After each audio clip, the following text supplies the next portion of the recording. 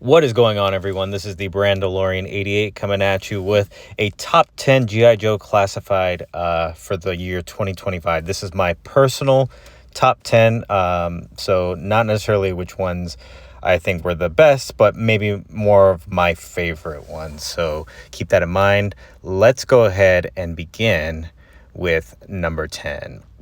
So number 10, we're going to go with the police officer unit. I thought this was a really, really great offering, a great pack, a lot of cool accessories, the switchable heads, so you can army build this guy pretty easily. This also works as not only a G.I. Joe classified army builder, but it could be a Marvel Legends army builder or anything like that. So the face prints were really, really good. So there was not much I could complain with this one. So I was very happy to get this one this year. And add it to the ranks. Again, the poncho, the hats, the handcuffs, the weapons, like the riot shield. There was a lot. The shooting glasses, that was really cool. So there was a lot to really enjoy about this pack. Now, we are moving on to number 9.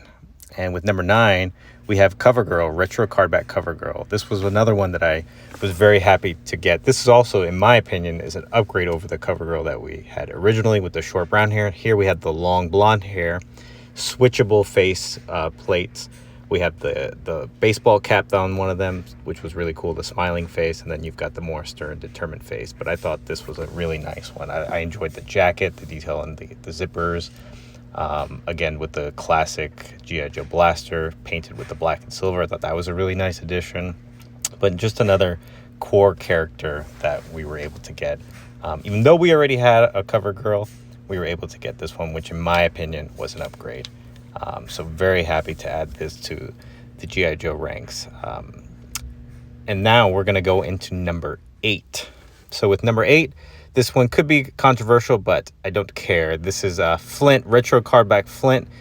Flint has always been a top 2 or 3 character for me. I've always loved him, maybe even at times preferred him over Duke as a leader. With this one, we've got the classic look. We already had a classified Flint, but we didn't have the retro look, and I think they nailed it. I thought the face print was really, really good. He really reminded me of like the animated style Flint. With the hat looked good with it on him. Again, we had the shotgun shells on the harness there, and then we had the classic shotgun. We had a lot of switchable hands with this one, including a pointing one, which I really enjoy. So yeah, I just was very happy to be able to get this one into my ranks, especially because at times I prefer Flint as the leader to the Joe over Duke and Hawk, but that's just my opinion. I know some people had mixed feelings about this figure, but I really enjoyed him. Now we're going on to number 7. And with number 7, we have Heavy Duty. Now, this one, you really can't really go wrong with this one. With the super harness, alien style weapons system, heavy artillery weapons system that he comes with, is super easy to use. Fits on him very nicely and snug. We had multiple switchable heads. I thought the ripped shirt sleeves came out really nice. I really enjoyed that bowl necklace. I love the backwards hat that says Shred Head. I like that the grenade launchers on the heavy weapons artillery system is removable, so like that you can use it as a singular weapon, kind of like Commando from the movie, how he used that same rocket launcher. But yeah, this was a really cool one. Now moving on to number 6. With number 6, we have Monkeywrench. Never a bad thing to get another Dreadnought in the line, and this one is arguably one of the best that they've ever done so far. He stands a little taller. He's a little more jacked than some of the other Dreadnoughts. The face print is amazing with the scar and that gnarly grin that he's got. Really, really great aesthetic, great sculpting. Amazing weapons, especially the 2 axes that have been made from actual monkey wrenches. This is just classified in 101, kind of adding to the flair and adding to the lore of these characters. He also comes with a really cool switchable hair / mask. Looks very, very Mad Max, very Cabal from Mortal Kombat 3.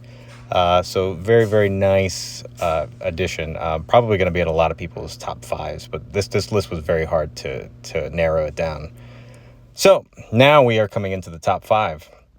And again, this is my personal list, but I'm going to have slice and dice on here. I am a huge martial arts fan, a big Mortal Kombat fan, grew up in the 90s.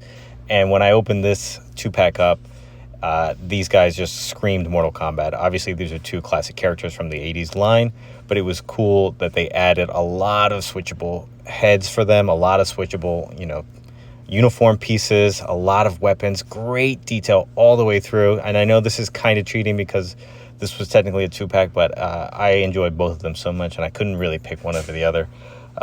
This was just a screened me all from top to bottom. So I was thrilled when I was unpacking this and playing with it and posing it next to Storm Shadow and Snake Eyes and Jinx and Kamakura. So yeah, now we're going into number 4. And with number 4, we have another bit of a cheat. We have the Desert Scorpion with the mutated giant scorpion. I loved this pack. Another thing for me is if you include a figure with a beast or a pet, again, it's always going to be a huge hit for me. And this one just knocked it out of the park. The Desert Scorpion figure is awesome in itself, but I had to get multiple of these because of the mutated scorpion. It is so cool. The articulation is amazing. The detail is amazing. I want to see more of stuff like this. I want Classified to continue to push the bounds and make it even more fun and think outside the box. And I enjoy when it gets weird and stuff like that. And this was super cool. It reminded me of some of those initial product shots reminded me of Starship Troopers. So that was one of the reasons why I had to grab multiple of these. And if they ever go on sale, I might grab even more because I didn't know I needed a lot of giant mutated scorpions for the Joes to have to take down. But here we are. So yeah, just a nice, really, really good offering. Now we're into the top 3, the final countdown. And with number 3, we've got Budo. This one is arguably a figure of the year for a lot of people. For me, he was in my top 3. This is just another awesome figure. Again, going back to like the martial arts stuff. Huge fan of the movie Last Samurai, of samurai in general. And this one was just awesome with all the switchable costume pieces, the switchable head for his Ronin look with the longer hair and the more grown-out facial hair.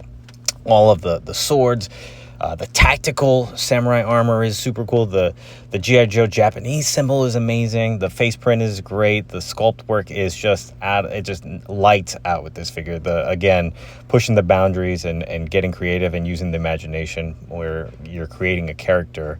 And there's just adding to the lore. That's the kind of stuff that I love about G.I. Joe Classified. And that team is great about doing that. And it really shows, especially with our number 1 figure. But before number 1, we are going to get to number 2. With number 2, I could have put this one number 1, but she's coming in at number 2, Pythona. I think this is a damn near perfect figure. The aesthetic, the detail, the paint. The face print is unbelievable. The eyes, the makeup, the tattoos, all the weapons, all the creatures that she comes with. I am a fan of the G.I. Joe animated movie, the 87 movie. I am a fan of Cobra La. I am a huge fan of what they're doing with the Energon universe and how they're connected with Void Rivals and Transformers and G.I. Joe. I cannot say enough about this character and figure. She's just super, super, super cool. Easily could have been number 1, but I know a lot of people have her high up in the rankings. A lot of people don't like Cobra La that much. I'm one of those people that I love the military aspects of G.I. Joe, but I also love the crazy sci-fi alien aspects of it too. So yeah, that's just my opinion. And now, drumroll please, we're going to get to the number 1 figure. In my opinion, this is Crystal Ball.